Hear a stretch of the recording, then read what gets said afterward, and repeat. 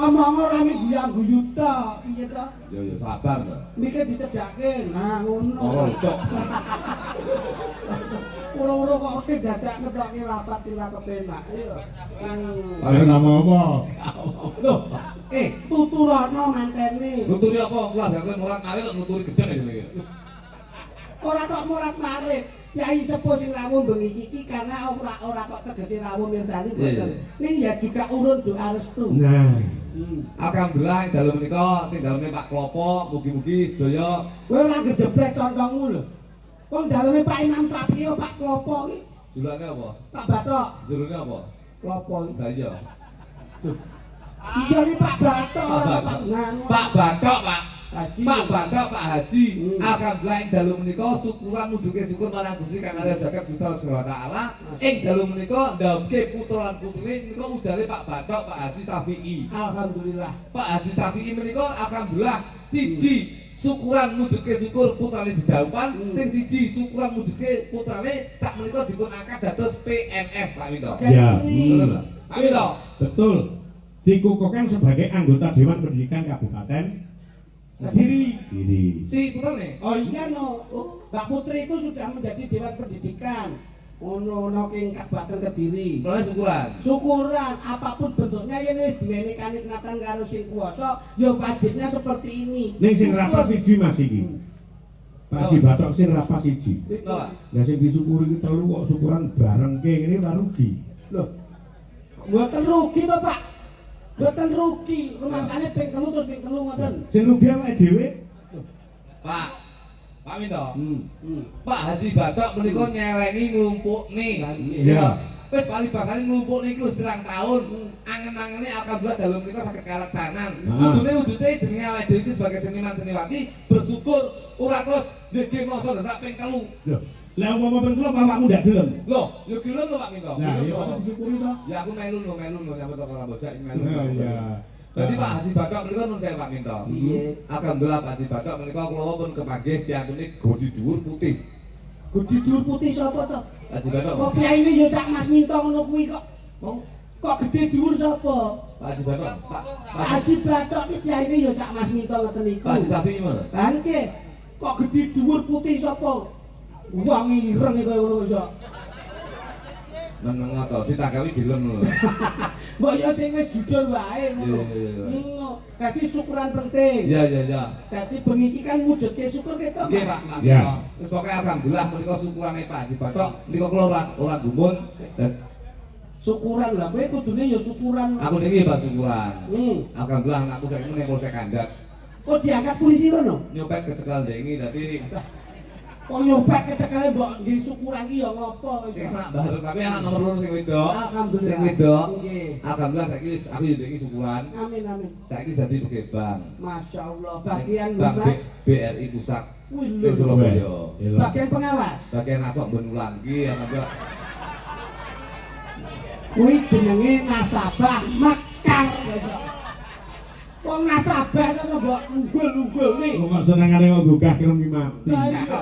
Tapi kudu sing kudu Ora lho, wantine rendeng tanggapan arang-arang kok ngomongke nasabah bank.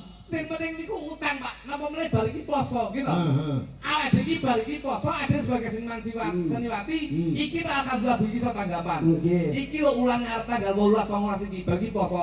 Sak ulang iki seniman seniwati prei, Pak. Loh, Merongos kabeh. lah berarti ora duwe kreativitas. Mulane kula duwe rumus Pak Minto. Heeh.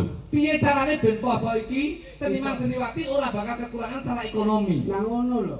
Contohnya iki sinden-sinden contoh. Dikasih resep. Tak resep. Ngono. Kulo niku lek poso Pak Minto. Heeh. Penghasilan saya itu justru ngono lho. Iki sedina iki 2,5 juta. Masya Allah. Poso kuwi Poso kuwi aku. omsetmu 2,5 juta. jualan apa? Loh, aku sore jam 3 sore kae. Piye? Budal. Teng pundi? Ngubung golek takjil. Lho. Ngubung. Kok sing takjil tak gowo, tak gowo. Engko lek jam 5 sore tak dep ning ngarep omahku. Lho, mbok dum-dumke. Tak dol. Keranjingan kuwi.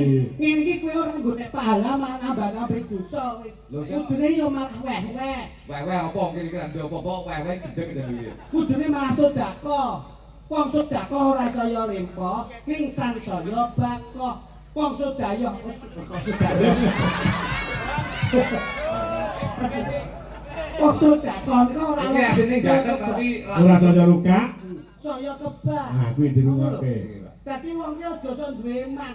Kowe nek duwe iman besok Gusti Allah meni rezeki kowe ya iman. Iman. Mula Pak Haji Imam Syafi'i iki ora iman ngono lho. Mulai insyaallah lumintu rezekinipun Mas. Nah, kuwi. Ngono dicontoh to. Angger petuk wong sedekah ngono lho. Sedekah ku mari apa ngangkat derajatmu besok. Ngono. Ngerti. Lho, kejaba ngangkat derajat wong sedekah ki mujudke tulak balak adoh saka penyakit. Ngono lho. Dadi kowe sedekah, sing sedekah sapa ki? bojoku, bojoku. Sampeyan ora sedekah? Enggak. Wah, berarti niki Mas. Sing sehat mung bojone. Berarti sok catetane sing kuwasa. Nek sing sedekah bojomu, wis sing nampa nikmat wahyune bojomu. Nggih. Sing nampa nikmat wahyune bojomu. Bojoku berarti apa Rabi Wahyu? Loh. Kok rabi karo wahyu piye to? Lali Wahyu. Loh. Sing sedekah sapa to? Bojoku dene budek ya jare iki.